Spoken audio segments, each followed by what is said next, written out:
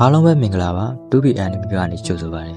ေဒီနေ့ကျွန်တော်ပြပြပေးသွားမယ့်အကြောင်းအရာလေးကတော့နောက်ရောမှာရှိတဲ့ဂျူးစုတချို့အကြောင်းရှင်းပြပေးသွားမှာဖြစ်ပါတယ်ဒီနေရာမှာတော့ဂျူးစုတွေကိုစဉ်းသတ်မှပြီးပြပြသွားမှာမဟုတ်တယ်လို့ကျွန်တော်အကြိုက်ဂျူးစုတွေဖြစ်တာမို့ဘရိုရိုထင်တာတွေနဲ့တော့ခွဲလဲနိုင်တာတွေရှိပါတယ်အဲဒီဂျူးစုတွေကဘာတွေဖြစ်မလဲဆိုတာကြည့်လိုက်ရအောင်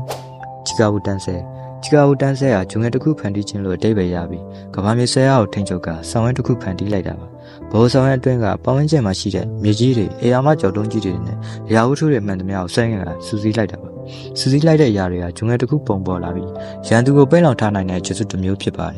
်ပိတ်လောင်ခံရတဲ့ရန်သူဟာဂျုံငယ်ရဲ့ဆွဲရင်အားကြောင့်လွတ်မြောက်ရန်တော့ခက်ခဲပါတယ်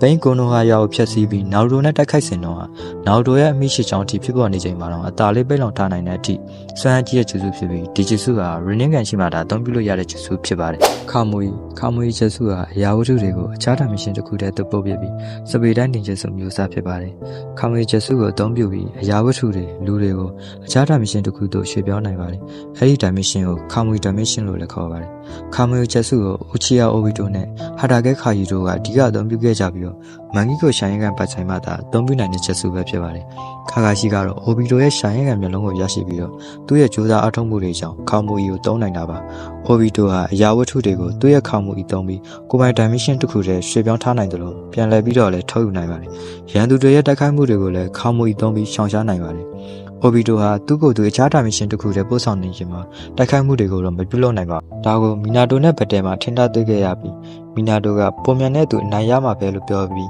းအသာစီးယူနိုင်ခဲ့ပါတယ်။ခါမူအီကလွန်ဆန်းကြီးတဲ့ဂျုစုတစ်ခုဖြစ်ပြီးအချိန်ချင်းအသုံးပြုရင်တော့ခြာဂရာကုံတဲ့အထိဖြစ်နိုင်ပါတယ်။ဘိန်းကိုနိုဟာယာကိုလိုက်တိုက်တော့ခါခါရှိအနေနဲ့နောက်ဆုံးအချိန်ထိသူခါမူအီသုံးရင်တေးမှတီးတီးလျက်နဲ့ချိုကြီးသတင်းပေးလို့ရအောင်ရှူရာလိုပြစ်လိုက်တဲ့တုံးကြီးကိုခါမူအီသုံးပြီးတခြားတာမရှင်တစ်ခုကိုပို့ပစ်ခဲ့တာပါ။အိုဘီတိုကတော့သူ့ရဲ့ credit ဖြစ်တဲ့ Ren တည်ဆုံးပြီးနောက်စထရိုဒတ်နင်ဂျာစစ်ပွဲကြီးစတင်ဖို့ဆုံးဖြတ်ခဲ့ပါတယ်။အချစ်ကြောင့်စစ်ပွဲကြီးဖန်တီးခဲ့တဲ့အိုဘီတိုလိုမျိုးချင်မျိုးနဲ့ညီကိုတို့သူမကိုချစ်ခဲ့တာတော့သူမကထားပစ်ခဲ့တာပဲမလား။စတာရာစင်ကန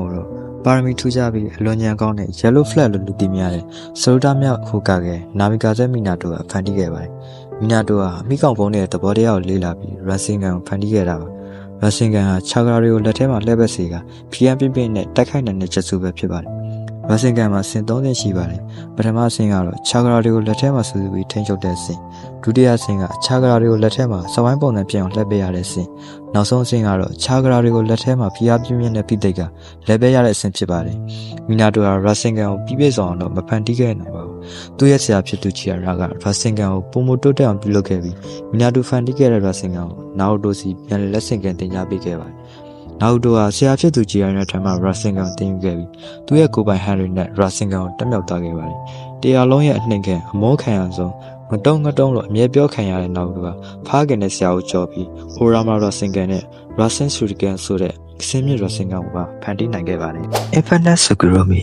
Sukuromi ကျေစုကအစွမ်းတက်ဆုံးကျေစုဖြစ်ပြီးလူတိုင်းကိုချင်းဆက်စုတဲ့ထဲပြီးကဘာကြီးကိုပြောင်းလဲနိုင်လောက်အောင်စမ်းကြည့်တဲ့ကျေစုဖြစ်ပါတယ်။ဒီကျေစုကိုရှာနိုင်ဖို့နဲ့လွတ်မြောက်နိုင်ဖို့တော့ခက်ခဲပါတယ်။ဒီကျေစုကိုသုံးဖို့ဆိုရင်အလွန်များပြားတဲ့ခြာဂရာတွေနဲ့ရင်းနှီးကန်ရှာတဲ့ကန်တွေကိုလိုအပ်ပါတယ်။ Infinite Sukuromi ကလာရဲ့လင်းရောင်ကိုအသုံးပြုရပြီးတော့လာရဲ့လင်းရောင်ဟာနေရောင်လိုဝင်လာပြီးအဲ့လင်းရောင်အမြန်သူတိုင်းဟာSukuromi ကနေဘယ်တော့မှမလွတ်မြောက်နိုင်တော့ပဲစိတ်ကိုထိန်းချုပ်ခံရပြီးသူတို့ရဲ့စိတ်ကူးရင်ကဘာထဲမှာနှမျောသွားစေပါတယ်။ Infinite Sukuromi က Reanimation ချက်စုနဲ့ခွဲယူထားတဲ့ပြန်လည်ရှင်းတန်းသူတွေပေါ်တော့မတက်ရောက်ပါဘူး။ Infinite Sukuromi ကိုမူလက Otsutsuki Kagura ကစတင်ခဲ့ပြီးနောက်ပိုင်းမှာ Uchiyamara နဲ့ Obito တို့ကပြန်လည်သုံးပြုခဲ့ပါတယ်။စရိုဒတ်နင်ဂျာစစ်ပွဲကြီးစတင်တာကလည်း Sukuromi ချက်စုနဲ့ကဘာပေါ်မှာရှိတဲ့လူသားအလုံးရဲ့စိတ်ကိုထိန်းချုပ်ကငြိမ်းချမ်းတဲ့ကဘာတစ်ခုဖန်တီးဖို့ဖြစ်ပါတယ်။ Sukuromi ချက်စုကအကျဉ်းဆုံးချင်းချက်စုလို့ပြောလောက်အောင်ကြံပြီးစရိုဒတ်နင်ဂျာစစ်ပွဲကြီးဖြစ်လာဖို့အကြောင်းဖန်လာတဲ့အကြောင်းတစ်ခုဆိုလည်းမမှားပါဘူး။ဟုတ်ကဲ့ဒီနေ့ဗီဒီယိုလေးကတော့ဒီလောက်ပါပဲ။အဆုံးထိကြည့်ရှုပေးတဲ့တယောက်ချင်းစီတိုင်းကိုကျေးဇူးတင်ပါတယ်